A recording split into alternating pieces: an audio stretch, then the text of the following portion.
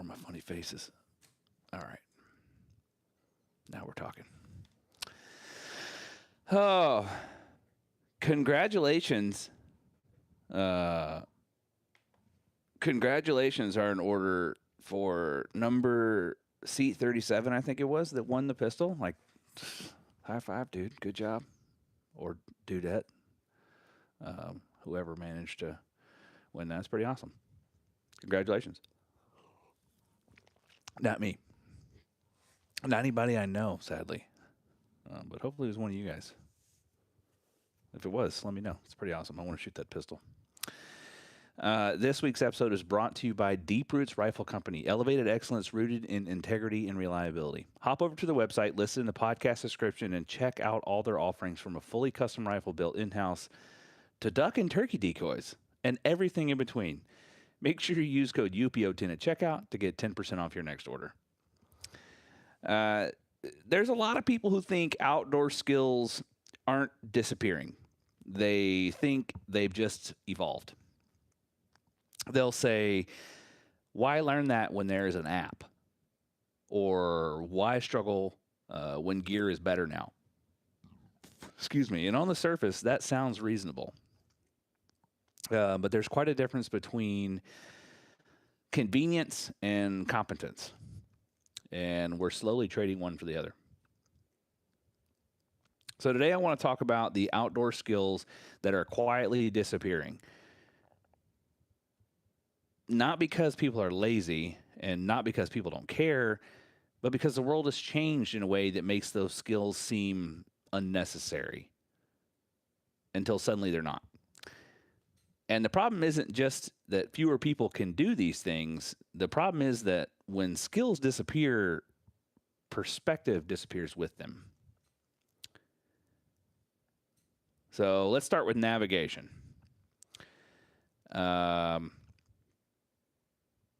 Real navigation, not following a blue dot on a screen navigation. Reading terrain. Reading terrain isn't just knowing where you are, it's understanding why the land looks the way it does. Terrain tells you where the water wants to go, where animals prefer to move, and where people should think twice about stepping. High ground drains fast. Low ground collects cold, moisture, and mistakes. When you can read terrain, you don't just see land, you see cause and effect. People who rely entirely on GPS tend to move through terrain. People who read terrain are going to tend to move with it. So, drainages aren't just lines on a map, right? They're funnels. They concentrate movement, sound, scent, water. If you don't understand how drainages work, you don't understand why you're cold, wet, tired, or busted. Ridge lines matter because wind behaves differently there. Thermals rise and fall. Morning air moves downhill. Evening air moves uphill. And none of that requires technology, just attention. The real skill in navigation isn't knowing exactly where you're at all times. It's knowing how to slow your breathing when you don't. Orienting yourself without panic is a big deal. Panic narrows vision. Calm widens options. People don't get lost because they lack tools. They get lost because they stop thinking clearly the moment they stop thinking clearly the moment certainty disappears. There was a time when getting lost didn't immediately mean calling for help. It meant slowing down. Now, for a lot of people, the moment the signal drops, so does confidence. So a map doesn't lie. A compass doesn't freeze. But knowing how to use them, that's becoming optional knowledge. So here's another one. Reading weather without an app. People check forecasts now, right? But fewer people read the sky. The wind shifts. Wind is constantly talking. Most people aren't listening. It responds to sunlight hitting slopes differently, to temperature changes between shaded timber and open ground, to approaching fronts hours before rain ever falls. When you understand wind, you stop fighting it. You plan routes differently. You choose locations differently, and you move differently. Cloud types is a big one, right? Clouds aren't just decoration; they're warnings and promises. High, thin clouds usually mean weather's changing slowly, like you see them on that cold day right after a front. It's going to be cold for the next few days. You see those high, thin, wispy clouds. Heavy building clouds mean decisions need to be made soon, sooner than later. People who read clouds don't get surprised as often, they get cautious. You see it here, especially those heavy clouds in the early season, the rain come out up on you out of nowhere, man. Um, Pressure changes show up before storms do. The woods get quieter, sound travels further, animals shift behavior. If the only way you know weather is changing is a notification, you're always reacting a little bit late. When you know how weather behaves, you stop being surprised by it. When you don't, you're always reacting. So, animal behaviors and pattern recognition. This one hurts to watch disappear. Um, Tracks aren't proof that animals exist. They're proof of that it was there. Fresh tracks tell you about timing. Older tracks tell you about habits. Learning tracks teaches patience. It teaches you not to rush conclusions. Sign is behavior frozen in time. Broken brush doesn't just say something walked here, it says how, why, and in what direction. When you learn to read sign, the woods stop being empty. Animals don't randomly wander. They shift based on food availability, pressure, breeding cycles, and survival. When people say animals disappear, what they really mean is they stopped understanding them. They don't know why they're not where they once were. Most people set up where animals pass through because it's obvious. A skilled outdoorsman thinks about where animals feel safe. Safety dictates behavior far more than hunger. Trail cameras didn't kill woodsmanship, but they replaced learning it for a lot of people. Um, Part of that is knowing what data you're gathering. Knowing where an animal was last night is not the same as knowing why it's there. It's understanding the data you have in front of you. Trail cameras are a very useful tool, one that I'm definitely not against, but they can. Sometimes you can have too much information. I'll have to get into that one day. Um, YouTube can't replace mentorship, and this is a tough one because a lot of times this is where only people can seem to only be able to find mentorship is via YouTube. Um, Too many people aren't willing to help anymore. But maybe again, like I've covered several times, you're asking at the wrong time of the year. You want to learn to deer hunt? Let's talk during squirrel season. Let's go deer hunt, or learn to hunt for deer while it's time to hunt for squirrels. You can carry that information, going forward into the next year. Not during deer season, because I'm trying to hunt deer too. Um, we have more outdoor information now than at any point in history, right? And somehow less understanding. Tutorials versus experience. Tutorials show clean success, tend to. Experience teaches recovery, adaptation, improvisation. Real learning happens when things go wrong and someone explains why instead of things just always going right in the video you're watching, right? A video doesn't have a feedback loop. It never tells you that you're standing wrong, moving too fast, or missing something obvious. Without feedback, mistakes repeat quietly. Videos don't give you corrections. Mentors may interrupt bad habits early. And without that interruption, bad habits become confidence. A screen can show you what to do. It can't tell you when you're about to make a mistake.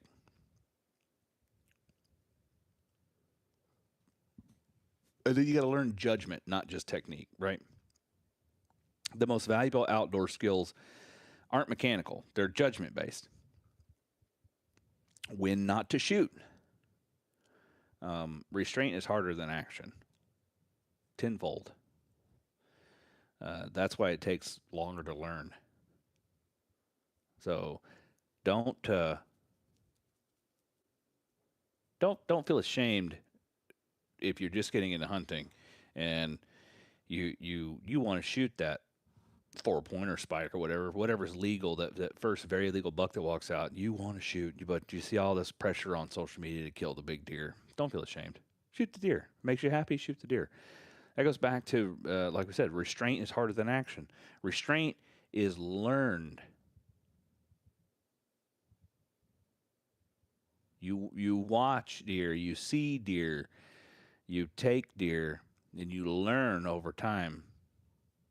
I think I'll wait. You build the confidence to be able to go back and say, I can let this one go because I can get another one later in the year. You get there. And maybe the legal buck always makes you happy. And if that's the case, shoot it. I don't care. You're doing far better things for the health of the deer herd shooting that 1.5-year-old, 2.5-year-old buck than you are the guys that are waiting for that 5, 6, 7-year-old buck and never shooting does in between. So shoot the little buck. You're helping the deer herd more than guys that are shooting does. You learn when to turn back. Turning back requires honesty about conditions, fatigue, limits. Most accidents happen after the moment someone should have turned back. When conditions aren't right, good judgment often looks boring. It looks like waiting. It looks like passing opportunity. Judgment is transferred person to person. It's not downloaded. You talk about duck hunting and judgment. It's easy to want to jump out and run across a choppy lake in the morning when weather is not so favorable because you want to get to the hole to shoot limits. Whereas, and you got to learn that judgment, that turning back point from someone who's been across that lake, knows that it doesn't look bad in this cove where we're leaving from, but as soon as we have to cross that big water, oh buddy, there's going to be some rollers, and you can end up sinking a boat. I've seen there's some nasty lakes around here that are nasty, nasty, nasty when the wind kicks up and they're shallow. But you got to know that from having been out stuck in those conditions before. That's where that judgment comes in, that good judgment. There's been a loss of apprenticeship culture. We used to learn outdoors the same way trades are learned, right? By watching, helping, messing up, being corrected, being made fun of, being the coffee boy at camp, for lack of better terms, missing deer, making mistakes. Now people want competence without embarrassment. That's not fair. It's not fun either. Watching teaches rhythm. Teaches rhythm, timing, and decision making you can't explain. Helping builds awareness without pressure. Messing up, mistakes stick when someone's there to explain them.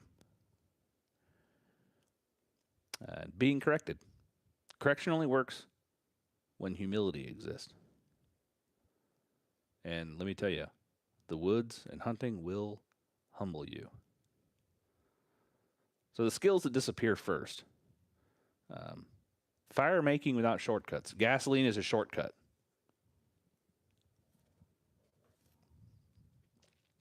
Fire used to be fundamental. Fire used to demand understanding of materials, preparation, and patience. Shortcuts work until conditions aren't ideal. You got to understand fuel, airflow, moisture. Fire fails because people don't understand structure, not because they lack spark. When fire becomes optional, so does patience. I let my son start fires in the fire pit in the backyard whenever he wanted to when he was 5, 6 years old. But I didn't give him a lighter. Gave him a ferro rod, flint and steel, and I showed him how to gather the right materials and to build the right fire. And the kid would, oh my man, there wasn't a stick left in the yard. Talk about picking up from his, basement to his tinder, to his twigs, to his sticks, to his branches, to his logs, and then he'd have some ripping fires going in the backyard that he at 6 years old lit with a flint and steel. And because I'm confident in his ability to do so now, at going on 10, when I need him to light a fire, I say, yeah, here's the torch lighter. Go light a fire. We need to burn these Amazon boxes most of the time. I'm going to burn off the cardboard. But that confidence in him knowing that I have in him knowing he knows what he has to do he knows how to light a fire when he needs to. He knows what type of material to gather. He knows how to build it. In a situation he actually needs fire, not just to get rid of trash. That's what gives me the confidence to just hand him the shortcut because he learned the long way. When fire becomes optional, so does patience. Field dressing and processing and respect. This is one people don't like to talk about.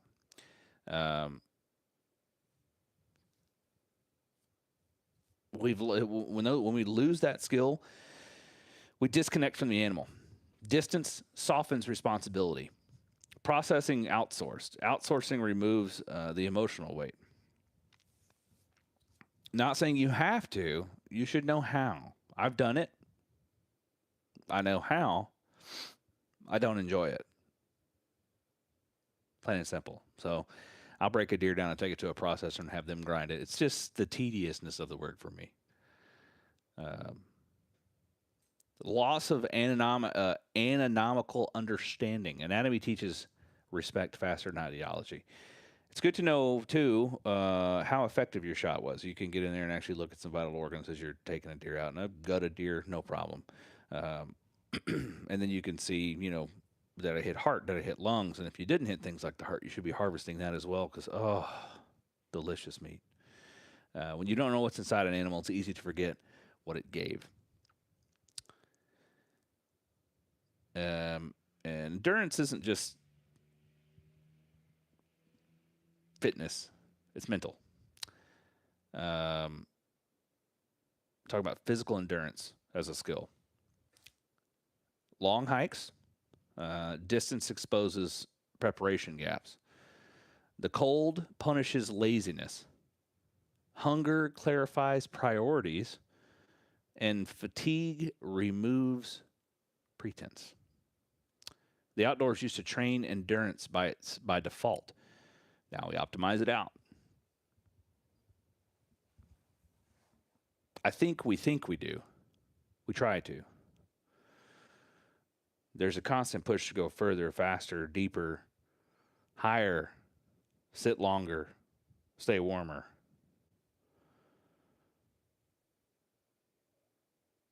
And everything gets lighter. But just because it's lighter doesn't mean it's more effective. I've kind of switched back to traditional wool, and it is heavier, sheep's wool, than merino wool or than synthetics like fleece. But I find it to be warmer even though it's thinner.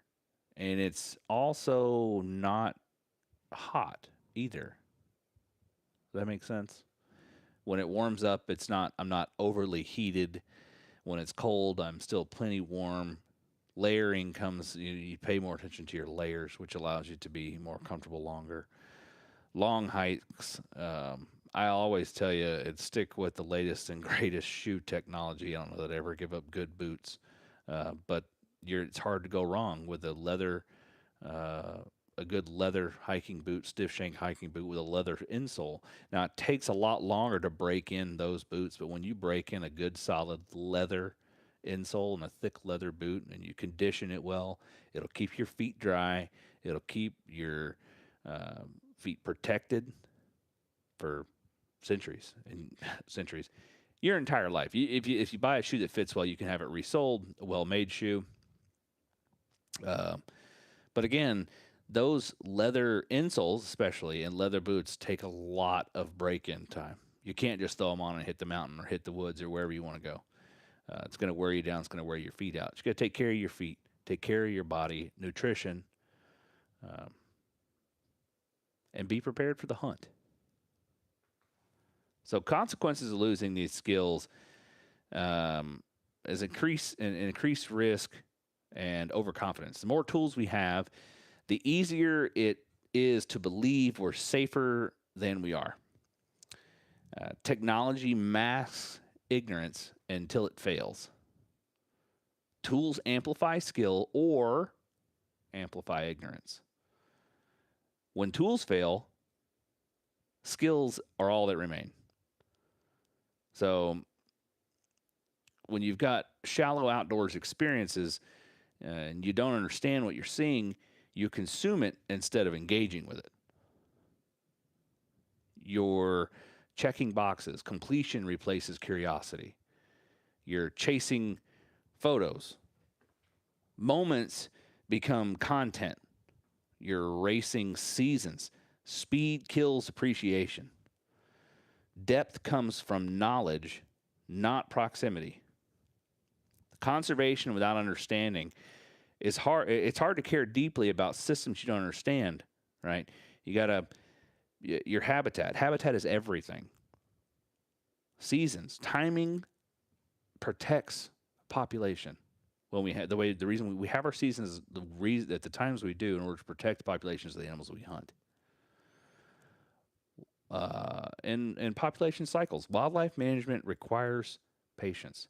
Skill loss leads to emotional conservation instead of informed conservation, which is how you see it now. We talk about all these crazy bear people. Emotions over science because we've lost an understanding for Mother Nature.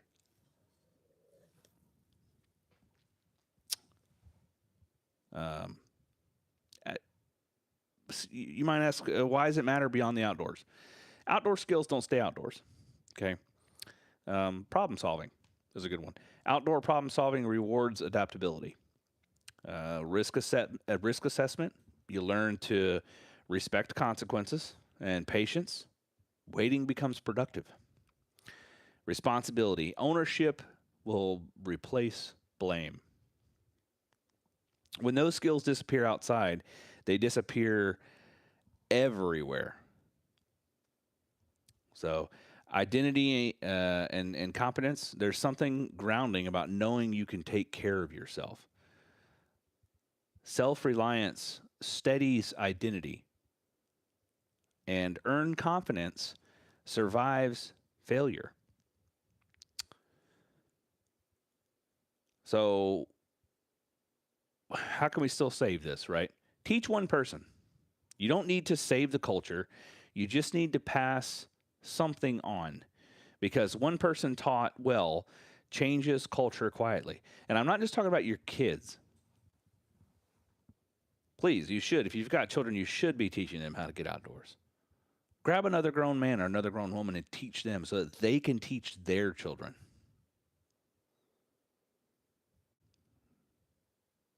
Teach a teacher. Teach a teacher in this generation so that they may teach someone else. Choose difficulty on purpose. Sometimes the skills only exist if you choose the harder way. The difficulty preserves awareness. And be honest about learning. Admit what you don't know. Seek correction. Let yourself be bad at something again. Humility keeps skills alive. The outdoors doesn't demand perfection. It demands participation. The skills that are disappearing aren't obsolete. They're just inconvenient. And inconvenient skills are often ones that matter most when things go wrong. If we let these skills fade quietly, We don't just lose techniques, we lose perspective, we lose humility, we lose connection. And once that's gone, it's hard to get back.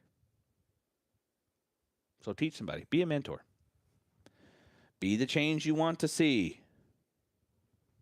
I know it's easier to say if as someone who understands how to hunt deer or hunt, several different things. There's a lot of things I don't know, and I seek that information from people that I know that do. So teach somebody what you do know. You want to learn? We got some squirrel hunts coming up, small game hunts in January and February. Get on our Facebook page, check the events, come find us then. We'll have at it, man. It's going to be a good time. And those are some beautiful, beautiful woods in Florida we're doing them in. So, hey, you never know what you're going to come across. Might get a pig, might get some squirrels. You'll definitely have a good time. You'll definitely meet some like-minded hunters and outdoorsmen and women. So, if you're not following us on Facebook, you should be. And you should leave a review for this dang podcast. And follow us on YouTube if you're listening to this. And if you're watching this on YouTube and you don't already follow us, come on, man. Follow the YouTube channel. Until then, we'll catch you guys next week. Oh, and by the way, when you're hearing this, Merry Christmas, all of you. This will come out like Christmas Eve on the podcast feed. And today's the 21st, so we're doing this. It's Merry Christmas from all of us here to you and your family. I hope you guys have a wonderful holiday. And we'll catch you somewhere right before New Year's or something like that. I don't know. Adios.